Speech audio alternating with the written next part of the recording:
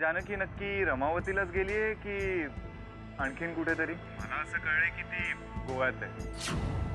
वाकणीस तिच्या इथे असण्याने मला काही प्रॉब्लेम नाहीये. यातलं सगळं माहिती आहे. आता तुमची बायको गोव्यात आहे, गोव्यात. नरसिंह किल्लेदारची पोरगी आपली सून झाली हे उप्या पश्चिम महाराष्ट्राला कळलं पाहिजे. पश्चिम महाराष्ट्र म्हणजे नरसिंहाचा बाले किल्ला. विचारायला फोन केला होता की कशी आहे आता ती. जानकीची आहे, तिला काय झालं?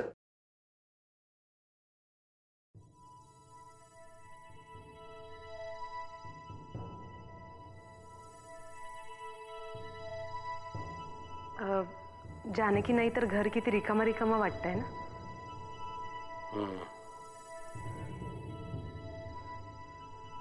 काय झालं? कसला एवढा विचार करताय? विचार विचार करून करून आता तो विचार असह्य होऊ लागलाय मला. इफ यू डोंट माइंड, मी तुमची काही मदत करू शकते?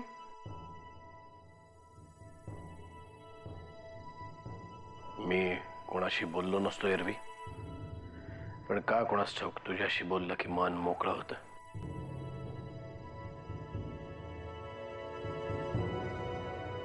अहो मग सांगा ना मला, काय झालं एवढं?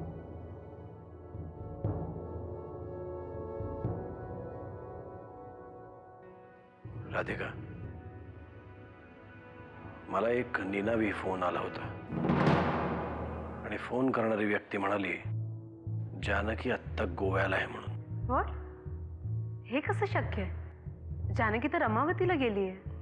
माझाही विश्वास आहे जानकीवर, पण का कोणास ठाऊक मन सारखं खातंय.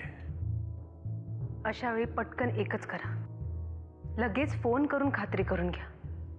केला होता जानकीला फोन, पण ती उचलत नाहीये. तिच्या घरी सुद्धा केला, पण त्यांनी जी उत्तरं दिली त्याने माझं समाधान नाही झालं. मी तुम्हाला एक सांगू, मनात संशयाचं भूत गोंधळ घालण्यापूर्वी प्रत्यक्ष जाऊन खात्री करून घ्या. भीती वाटते. जर मी तिथे गेलो आणि ती नसली तर, आणि जर मी रागाच्या भरात तिच्या घरच्यांना काही बोललो तर? हवं तर मी येते तुमच्या बरोबर. त्याने काय फरक पडणार आहे? जे व्हायचंय ते होणारच आहे.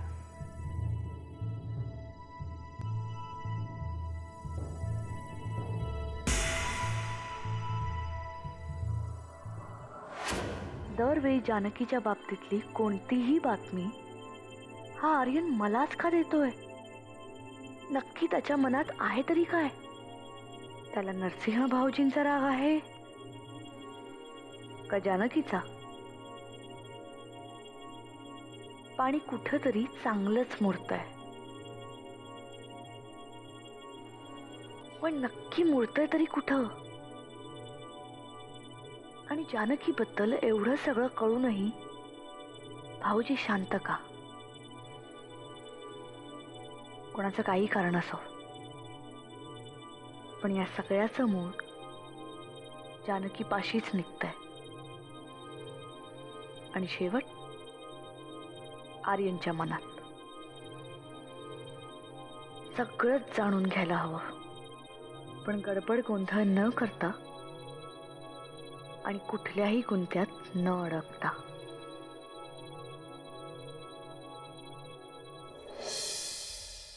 आज खूप दिवसांनी स्वतःहून माझ्याशी बोलायला आलात. बरं वाटलं.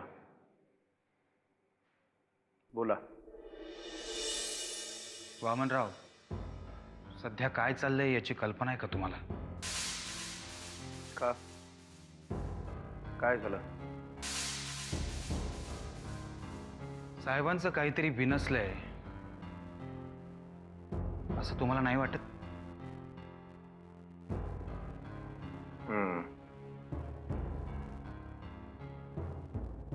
मला बाकीच्यांबद्दल माहित नाही, पण माझ्या बाबतीत मात्र त्याचं बरंच काही बिनसलंय.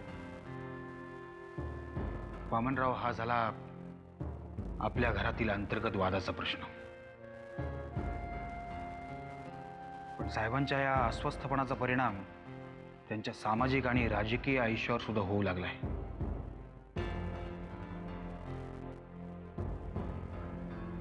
मी सांगून चालू परिस्थितीत काही फरक पडेल असं वाटतंय तुम्हाला? वामनराव, अहो, मोठ्या मुश्किलीने मुख्यमंत्र्यांची वेळ मिळाली होती मीटिंगसाठी.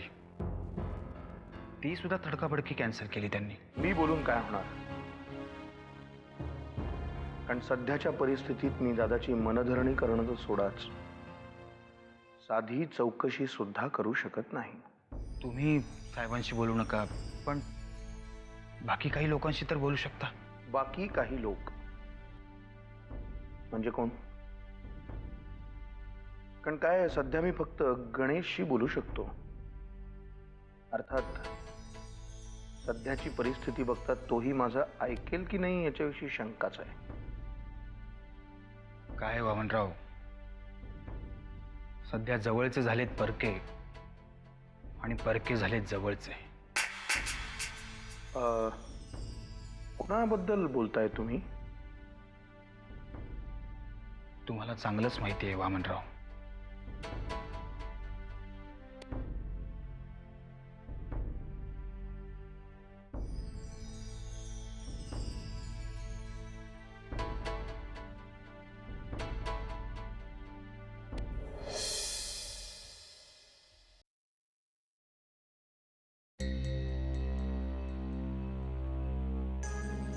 वाचन चाललंय वाटतं. काय वाचताय? नानी पालखीवालांचं वी द पीपल. काय एकदम भारतीय राज्यघटनाच. कारण राजकीय खेळ्या खेळण्यासाठी हीच दोन पुस्तकं सगळ्यात जास्त उपयोगी आहेत. मी असं कुठलंही पुस्तक वाचत नाही. अरे वा, तरीही आपलं राजकीय ज्ञान बरंच आहे. जिजू, तुम्हाला माझ्याशी काही बोलायचं आहे का? मग इतक्या वेळ मी काय इथे 1:30च्या बातम्यात येत उभा आहे? तुझ्याशीच बोलतोय मी. तुम्ही दोघी बहिणी सारख्याच आहात का ग? आता बहिणी म्हटल्यावर काही गुणदोष सारखे असणारच ना. दादा कुठे दिसत नाहीये. रमावतीला गेलेत ते. हो, कारण त्यांना एक निनावी फोन आला होता की जानकी रमावतीला नसून गोव्याला गेली. कमाल आहे. घरात इतकं काही घडतंय आणि घरातल्या माणसांना काही कल्पनाच नाहीये. पण मला माहिती आहे ना. मी घरातल्या माणसांना म्हणालो. एनिवे, तुला कसं काय कळलं हे? हे सगळं घडलं तेव्हा मी एकटीच तिथे होते. कुठे? दादाच्या आजूबाजूला. हे बघा, तुम्हाला कोणालाही कळायच्या आधी हे मला कळलं, त्यात माझा दोष नाहीये ना. नाही नाही, कुतूहलाचा विषय तर असू शकतो ना. प्रत्येक माणूस घडणाऱ्या प्रत्येक गोष्टीचं विश्लेषण स्वतःच्या पद्धतीने करत असतो. आणि खरंच या घरात जे काही चाललंय याचा विचार या घरातल्या प्रत्येक माणसानं करायलाच पाहिजे.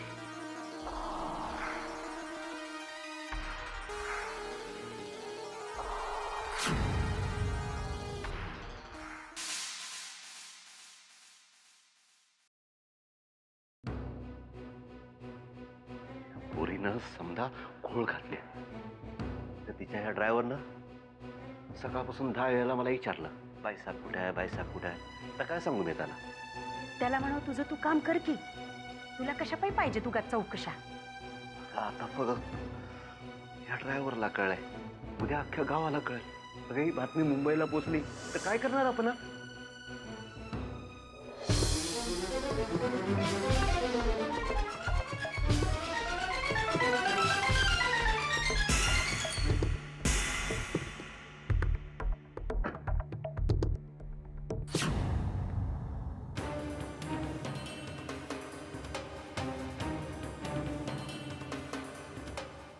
तुम्ही असं अचानक?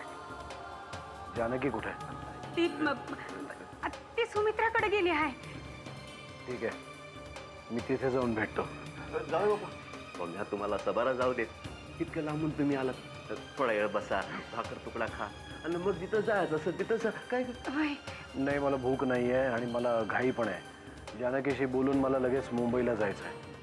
मला असं वाटतं मी जानकीला बोलून आणते. हे रकमे आता तू कशाला बोलायला जाते जावई बापू म्हणजे ते काय ना की जानकी सुमित्रा आणि जानकी बऱ्याच दिवस भेटल्या नाहीत ना, तू बोलत बसले असते.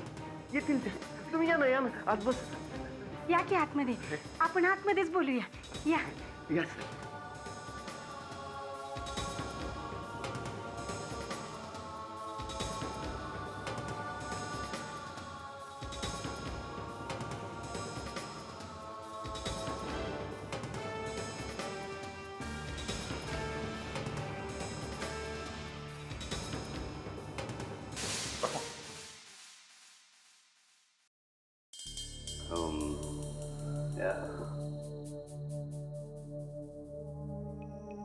ये रकमे नुसती उभी काय जेवण कर जा. मी सांगितलं ना तुम्हाला, मला खरंच भूक नाहीये. तुम्ही काय म्हणत होतात, काय बोलायचंय तुम्हाला? ते मी होय तुम्ही जेवणार नसाल तर निदान चाय तरी घेऊन जाल ना. एवढा आग्रह करताय तर घेईन चहा, पण प्लीज जरा माझी घाई समजून घ्या. आणि जानकी सुमित्राकडेच गेले ना, फोन लागेल तिचा, मी फोन करतो.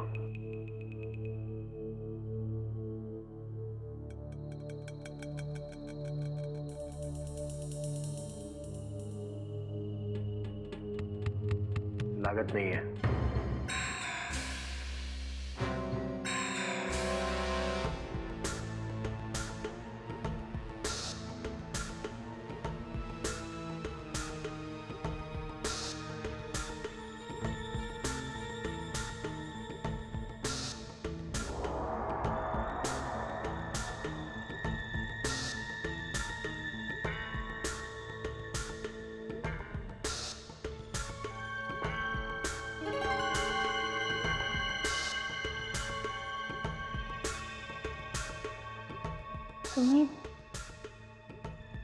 तुम्ही केव्हा आला?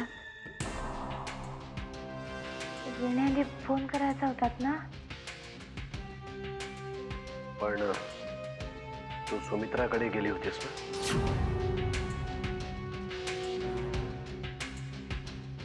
हो, शिवशी खेळायला म्हणून गेले होते. येताना मग मागच्या दाराने आले ना. सरपणाची लाकडं रचून ठेवत होते म्हणून यांना कळलं नसेल. ह्यालाच आम्हाला कळलंच नाही.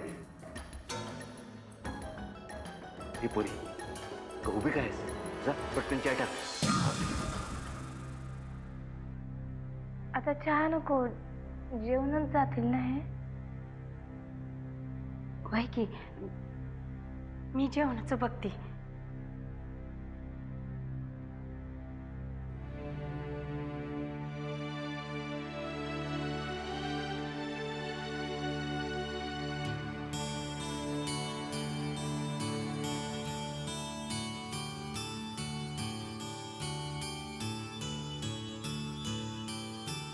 मी आले.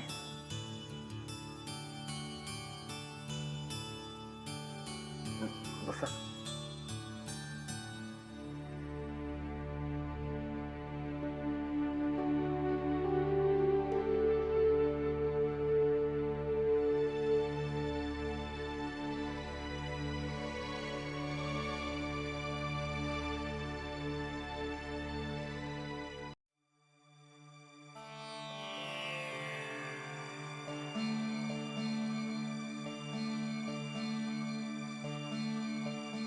यांची गाडी पाहिली मी, म्हणून मागच्या दरवाजाने आले. जानकी, तू नक्की कुठं गेलतीस? सांगितलं ना तुला, तुम्ही त्याला घेऊन मुंबईला गेले होते. थोबाड फोडीन माझ्याशी खोटं बोलशील तर. मी संध्याकाळीच पुजारी काकांच्या घरी गेलते, तेव्हा सुमित्रा घरातच होती. आई, मी तुला सगळं सांगते, पण नंतर. पांडुरंगानंतर माझा समजा विश्वास माझ्या पोरीवर आहे. पण जर का तुझ्या हातून काही वाईट वंगाळ घडलं तर माझ्या गळ्यात धोंडा बांधून मी विहिरीत जीव देऊन लक्षात ठेव.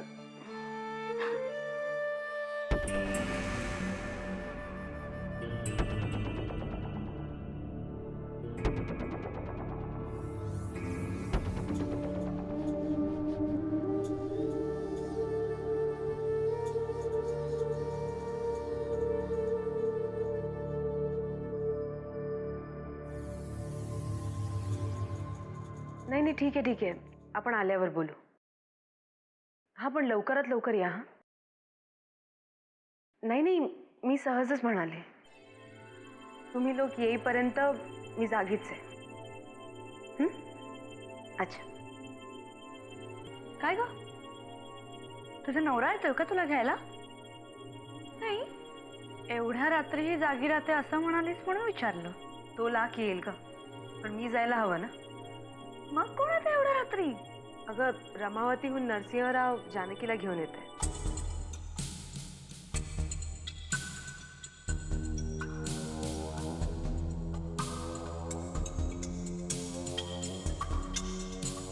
काय? अगं हो, जानकी रमावतीला गेली नाही का?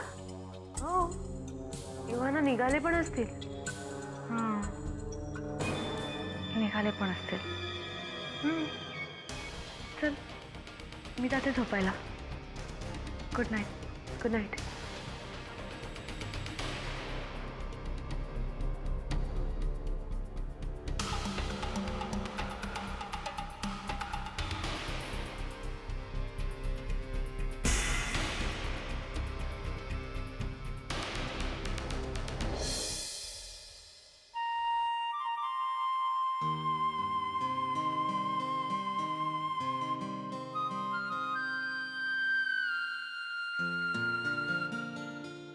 असे का उभे आहात?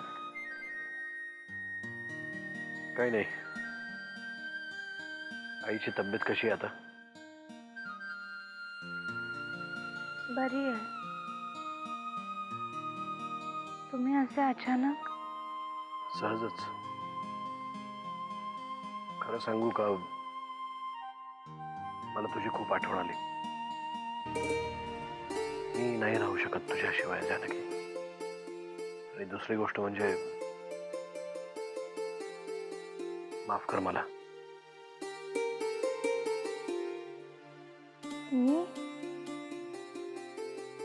मी का तुम्हाला माफ करू?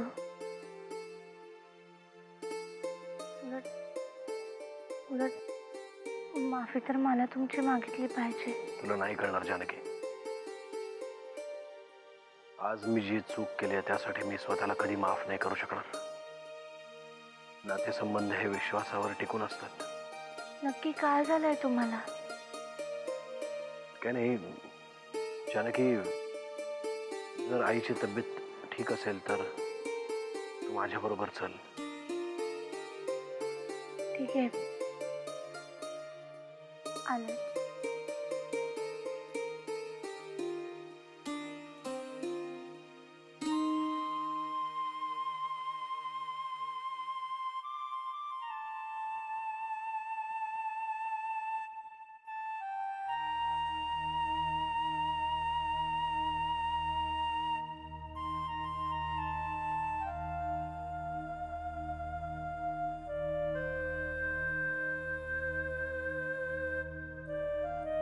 देवा,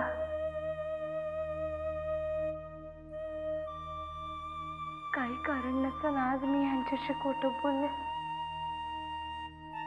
आईशी खोटं बोलले.